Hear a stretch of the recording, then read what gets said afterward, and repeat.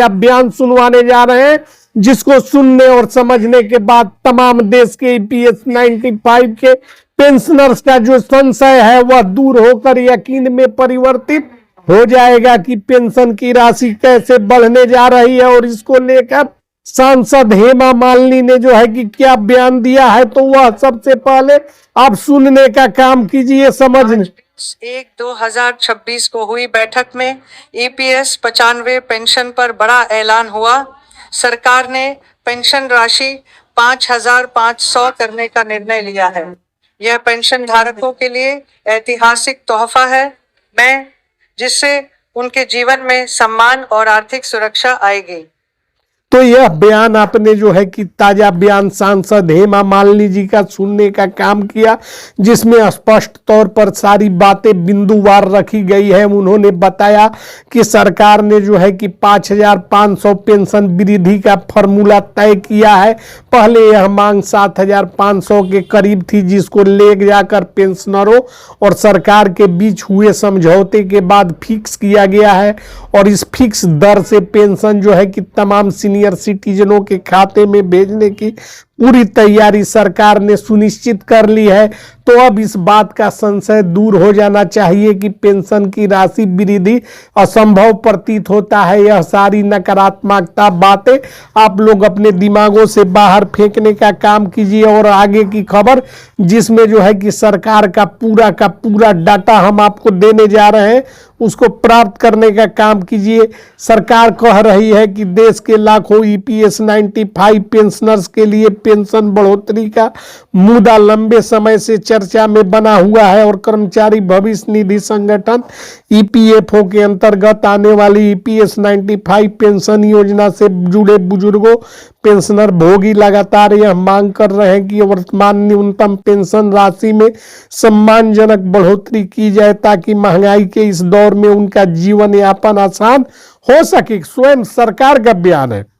और यह बयान ऐसे समय में आया है जब सरकार इसको लेकर अपना जो है कि बीच का एक सेटलमेंट करने की स्थिति तैयार कर चुकी है। वर्तमान में ईपीएस 95 पेंशनरों को मिलने वाली पेंशन को लेकर कई संगठन यूनियन प्रतिनिधि सरकार के समक्ष अपनी मांगे रख रहे हैं। इन मांगों का मुख्य उद्देश्य यह है कि वर्षों तक संगठित क्षेत्र में काम करने के बाद सेवानिवृत्त हुए कर्मचारियों को पर्याप्त सामाजिक सुरक्षा मिल सके। और इन सभी बिंदुओं पर विचार चल रही थी और फैसला जो है कि अब सुनिश्चित किया गया है। ईपीएस 95 यानी एम्प्लॉइज पेंशन स्कीम 1995 ईपीएफओ के अंतर्गत संचालित पेंशन योजना है। यह बातें सभी को पता है, किंतु ईपीएफओ स्तर से अविलंब कार्यवाही की मांग जो है कि पेंशनर करते हुए परेशान थे, जिन्होंने भविष्य निधि अधिनियम के अंतर्गत निर्धारित अवधि तक योगदान दिया है। यह योजना रिटायरमेंट के बाद नियमित पेंशन प्रदान करने के लिए बनाई गई है। हालांकि समय के साथ बढ़ती महंगाई, दवाइयों का खर्च, यह सारी बातें आप जान रहे हैं कि न्यूनतम पेंशन 1,000 से 2,500 में असंभव हो चुका है। और इसी को लेकर सरकार और रावत के बीच टसल चल रही थी। रावत के पीछे पूरे देश के सीनियर सिटीजन खड़े हैं, और जिसका जो है कि बानगी दिल्ली के जंतर मंतर से लेकर संसद भवन तक देखने को समय समय पर मिलता रहा है। और उसी का परिणाम है कि रावत के साथ समझौते पर सरकार तैयार होकर सेटलमेंट की है। न 7,500 न जो है कि 1,500 5,500 की बात प्रकाश में आ रही है। जो हेमा मालिनी जी ने बताया है वह हम आपको बता रहे हैं। इसमें हमारे तरफ से कोई सेटलमेंट नहीं है। सुश्री हेमा मालिनी ने जो बयान दिया है उसका जो है कि हम आपको वर्णन बता रहे हैं। सरकार और ईपीएफओ समय समय पर ईपीएस 95 से जुड़े मांगों पर विचार करते रहे हैं। विभिन्न बैठकों, ज्ञापनों और प्रतिनिधि मंडलों के माध्यम से पेंशन धारकों के बात मंत्रालय तक पहुंच चुकी है। सरकारी स्तर पर यह स्पष्ट किया जा रहा है कि पेंशन से जुड़े किसी भी फैसले में वित्तीय प्रभाव, योजना की स्थिरता और नियमों का ध्यान रखा जाता है। इसी कारण पेंशन बढ़ोतरी से जुड़े निर्णय प्रक्रिया के तहत लिए जाते हैं। यह कोई आसमानी फैसला नहीं होता है, इसके लिए कानून का अनुपालन सुनिश्चित होता है। मंत्रालय के तहत जो है कि आने वाले कार्यों को किया जाता है। हालांकि इस समय सोशल मीडिया कुछ प्लेटफॉर्मों पर ईपीएस 95 पेंशन बढ़ोतरी को लेकर कई तरह की खबरें और दावे सामने आते रहे हैं। पेंशन धारकों को सलाह दी जाती है कि वे किसी भी जानकारी को आधिकारिक स्रोत या सरकारी अधिसूचना या ईपीएफओ की पुष्टि के बाद ही सही माने। अफवाहों से बचना जरूरी है, क्योंकि कई बार भ्रामक जानकारी से पेंशन धारकों में अनावश्यक उम्मीद और भ्रम पैदा होता है, जो कि क्षोभ का विषय है। ईपीएस 95 पेंशन बढ़ोतरी को लेकर पेंशन धारकों की आवाज लगातार मजबूत होती जा रही है। सरकार जो है कि बीच का रास्ता निकालने से पहले सुश्री हेमा मालिनी को सामने लाकर बयान दिलवा रही है, और सुश्री हेमा मालिनी के जो है कि कथना अनुसार पेंशन की राशि वृद्धि पर अंतिम निर्णय हो चुका है।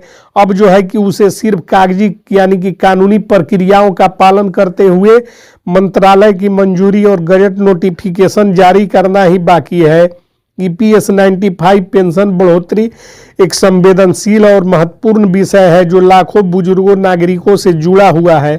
सरकार ईपीएफओ और पेंशन धारकों के बीच संवाद का सिलसिला शुरू कर चुकी है, और कुछ समय में इस दिशा में क्या निर्णय लिया जाएगा यह पूरी तरह आधिकारिक प्रक्रिया और घोषणाओं पर निर्भर होगा। इसके साथ ही देश के 78 लाख पेंशन धारकों को बड़े तोहफे, बड़े जो है कि लाभ मिलने शुरू हो जाएंगे। आपको बता देना चाहते हैं कि जो लोग ईपीएस 95 पेंशन वृद्धि को लेकर नाउम्मीद हो चुके हैं, उन्हें नाउम्मीद होने की आवश्यकता कतई प्रतीत नहीं होता है, क्योंकि सरकारी प्रक्रियाओं का पालन एक नियत समय के तहत होने जा रहा है। और ऐसा नहीं होता तो सुश्री हेमा मालिनी जी स्वयं आकर जो है कि बयान जारी करने की क्या आवश्यकता थी। सरकार के जो है कि सांसद हैं वे सत्ता पक्ष सत्तारूढ़ दल के सांसद हैं, और एक वरिष्ठ महिला सांसद हैं जो कि लगातार कैप्टन रावत के संपर्क में रहकर ईपीएस 95 पेंशन पर नजर बनाकर और सरकार और कमांडर रावत के बीच एक जो है कि कड़ी का काम कर रही थी। और इसी कड़ी में जो है कि महिला सांसद सुश्री हेमा मालिनी के बयान के बाद